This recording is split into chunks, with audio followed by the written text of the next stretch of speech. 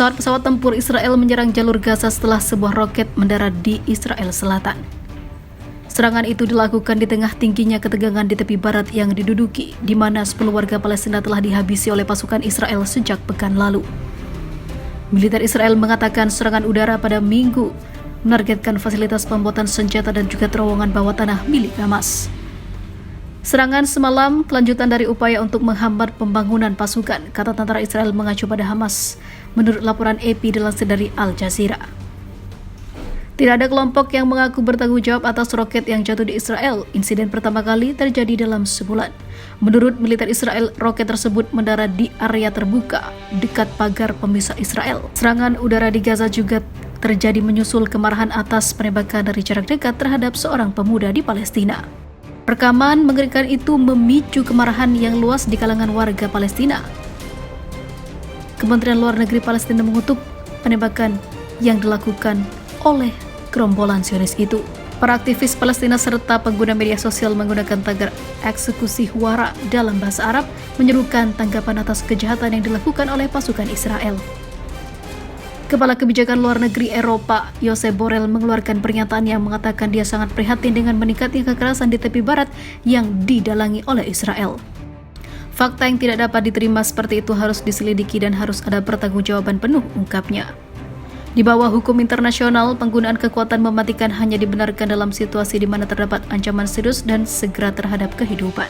Segala bentuk pemukiman hingga pencaplokan Israel di tepi barat Palestina adalah hal yang tidak dibenarkan. Pernyataan itu diutarakan Menteri Luar Negeri Amerika Serikat terkait pemerintah baru Israel yang akan kembali dipimpin oleh ex-Perdana Menteri Benjamin Netanyahu setelah partainya memenangkan pemilu pada 1 November lalu. Saat berbicara di acara kelompok advokasi pro-Israel, Amerika Serikat yang progresif J. Street Blinken memberi ucapan selamat kepada Netanyahu yang terpilih jadi PM Israel lagi. Namun, Amerika Serikat dan Blinken menegaskan akan bersikap sesuai kebijakan yang diterapkan pemerintah baru Israel nanti.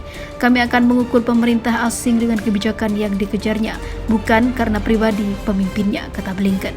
Kami juga akan terus dan dengan tegas menentang setiap tindakan yang merusak prospek solusi dua negara Palestina-Israel, termasuk namun tidak terbatas pada perluasan pemukiman, aneksasi tepi barat, gangguan terhadap status quo, tempat suci Masjid Al-Aqsa, penggurusan dan hasutan kekerasan paparnya lagi.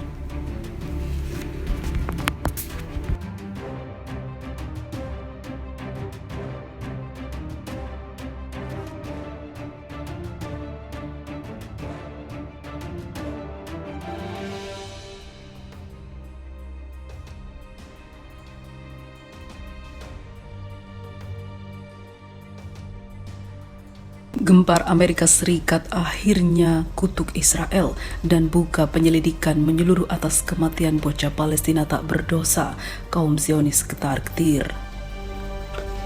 Departemen Luar Negeri Amerika Serikat mengatakan kepada Israel untuk membuka penyelidikan menyeluruh atas kematian misterius seorang bocah lelaki Palestina yang berusia 7 tahun bernama Ryan Yasser Sulaiman yang pingsan dan meninggal dunia pada hari Kamis tak lama setelah tentara Israel datang ke rumahnya di tepi barat yang diduduki. Dikutip dari Naharnet, kerabat mengatakan Ryan tidak memiliki masalah kesehatan sebelumnya dan menuduh tentara menakut-nakuti anak itu sampai mati. Militer Israel menyebut kematian itu sebagai tragedi dan mengatakan tentaranya tidak bisa disalahkan dan tidak mau disalahkan.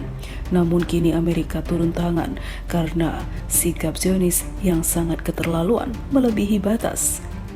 Insiden itu menambah ketegangan yang menikah di tepi barat, di mana pasukan Israel telah melakukan serangan penangkapan setiap hari yang sering meningkat menjadi kekerasan mematikan dalam beberapa bulan terakhir. Sebelumnya pada hari itu, anak laki-laki desa Palestina terlihat melemparkan batu ke arah mobil akibat marah karena tentara Israel selalu mendatangi rumah-rumah dan menakut-nakuti mereka. Muhammad Sulaiman, sepupu 22 tahun, mengatakan Ryan menjerit ketakutan saat melihat tentara dan orang tuanya berteriak kemari untuk menenangkannya. Dia mengatakan setelah tentara pergi, bocah itu pingsan. Dia mengatakan Ryan telah sehat sebelumnya, namun apa yang terjadi? Itulah sebuah kesedihan mendalam bagi keluarganya. Ayah anak laki-laki itu, Yasir Sulaiman, mengatakan Ryan mencoba melarikan diri ketika tentara mengatakan mereka ingin menangkap saudara-saudaranya dan sempat dikejar oleh tentara. Dia mengatakan Ryan sampai muntah di dalam mobil setelah pingsan dan dinyatakan meninggal ke rumah sakit. Muntahnya pun bukan muntah biasa, namun muntah darah yang tak pernah bisa atau biasa terjadi.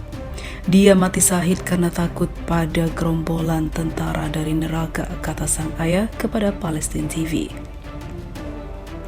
Juru bicara militer Israel mengatakan seorang perwira senior di tempat kejadian pergi ke rumah setelah melihat salah satu melempar batu di balkon dan menegur ayahnya untuk membuat anak-anak berhenti melempar. Namun anak-anak itu menggambarkan kekesalannya.